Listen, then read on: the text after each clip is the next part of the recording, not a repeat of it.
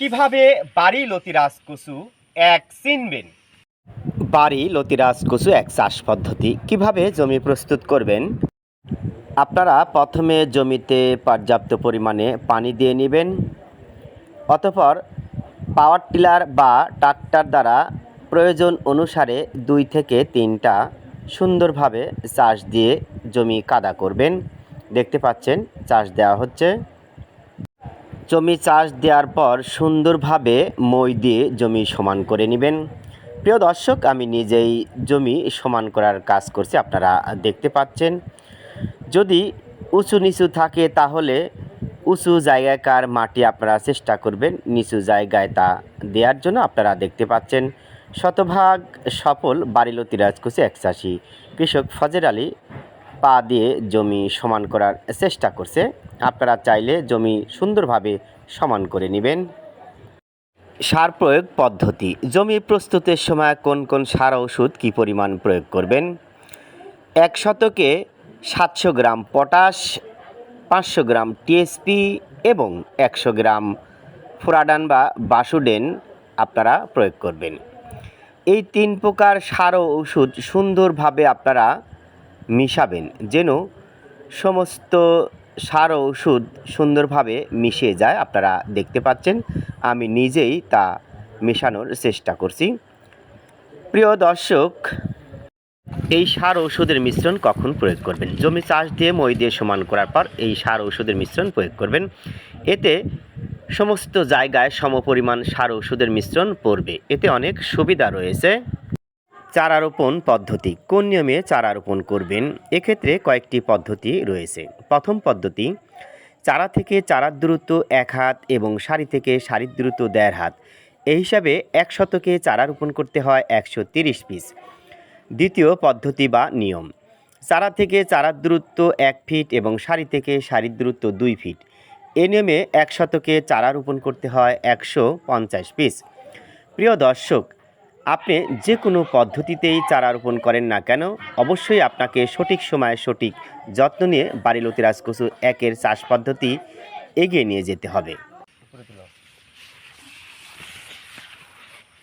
1988 সালে বাংলাদেশ সরকার 100টি দেশীয় জামপ্লাজম থেকে বাড়ি লতিরাজ কচু একের জাতটি অবমুক্ত করে, যার 2টি শনাক্তকারী বৈশিষ্ট্য। দেখেন, প্রথম বৈশিষ্ট্য, এই যে প্রথম বৈশিষ্ট্য, পাতা এবং বোটার সংযোগস্থলে লালচে চিহ্ন রয়েছে। দ্বিতীয় শনাক্তকারী বৈশিষ্ট্য হলো, দেখেন লতিটা সামান্য চেপ্টা। এই দেখেন সব লতি কিন্তু সামান্য চেপ্টা।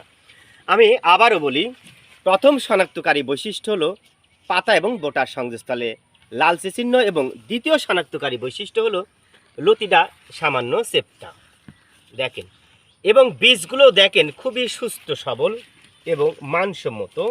এই চারা রোপণের 1 মাসের মধ্যে সমস্ত গাছে ইনশাল্লাহ ফলন চলে আসবে। দেখেন গাছগুলো সুস্থ সবল। এখানে আমাদের মোটামুটি 25 শতক জায়গা রয়েছে। এখানে আমরা বাড়ি লতিরাজ কচু এক চাষ করেছি। যারা অরিজিনাল বীজ পেতে চান, প্রয়োজনে আমাদের সাথে যোগাযোগ করবেন।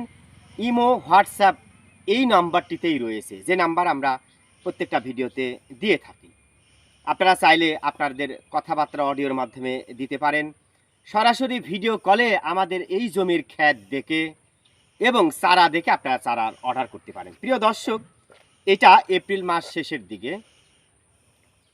এ সময় মে মাসের দিকে যদি আপনারা চারা রোপণ করেন, ভালো মানের চারা হলে 45 দিনের মধ্যে কিন্তু সমস্ত গাছে ফলন চলে আসবে। তবে যে চারাগুলো দেখলেন 1 মাসে এই চারাতেই ফলন চলে আসবে। প্রিয় দর্শক, এপ্রিল, মে, জুন এ সময় যদি আপনারা চারা রোপণ করেন, সামনে বছর পর্যন্ত আপনারা লতি পাবেন। তবে শীতকালে কিছুদিন আপনারা লতি পাবেন না। প্রচণ্ড শীতে কচুর গাছ থেকে কখনো লতি বের হয় না, বা বের হলেও বড় হয় না। তাই যারা এ সময় চাষ করতে চান, চারার জন্য যোগাযোগ করেন। আমরা ভালো মানের চারা ইনশাল্লাহ সরবরাহ করব এবং দীর্ঘদিন লতি চলে আসবে বা লতি পাবেন। অনেকে এ সময় চাষ করার জন্য নিষেধ করে। কেন নিষেধ করে? এখন নাকি চাষ করলে সামনে ফুল আসবে। এগুলো পুরোপুরি মিথ্যা কথা। আপনি এপ্রিল, মে, জুন এই সময় চাষ করলে এই বছরের মধ্যে আর ফুল আসবে না। ইনশাল্লাহ সামনে বছর এই টাইমের পরের দিকে যায় ফুল আসবে, এটা নিশ্চিত। তো যাই হোক, এই পাশে যদি দেখেন আমাদের বাড়ি লতি রাজকচু একের গাছগুলো দেখেন এবং লতিগুলো দেখেন, এমন পাতা গাছে হইলে আপনারা চেষ্টা করবেন পরিষ্কার করে দেওয়ার জন্য, পরিষ্কার করে বাইরে ফেলে দিবেন। দেখেন, এবং খুবই মানসম্মত চারা, প্রত্যেকটা চারার গোড়াতে কিন্তু লতি রয়েছে, এই যে আপনারা দেখতে পাচ্ছেন। এই দেখেন, সব জায়গাতে কিন্তু একই দৃশ্য আপনারা দেখতে পাবেন। বাড়ি লতি রাজকচু একের অরিজিনাল বীজ, কিভাবে বাড়ি লতি রাজকচু একের অরিজিনাল বীজ পাবেন? প্রিয় দর্শক, আমি মোহাম্মদ আসাদ আলী, প্রভাষক মনোবিজ্ঞান, রাজাপুর স্নাতক সম্মান কলেজ, রাজাপুরহাট, বড়াইগ্রাম, নাটোর। আমরা সবসময় চাই আপনারা অরিজিনাল বাড়ি লতি রাজকচু একের বীজ সংগ্রহ করে চাষ করেন এবং লাভবান হন। বর্তমানে চাষির চেয়ে ইউটিউবার সংখ্যা বেশি বিধায় বাড়ি লতি রাজকচু এক চাষ নিয়ে বিভিন্ন প্রকার তথ্যর সংযোজন বিয়োজন হচ্ছে। প্রিয় দর্শক, এই সমস্যা এড়ানোর জন্য আপনারা চেষ্টা করবেন সরেজমিনে বাড়ি লতি রাজকচু একের বীজ পুলপা বা চারা দেখে সংগ্রহ করুন।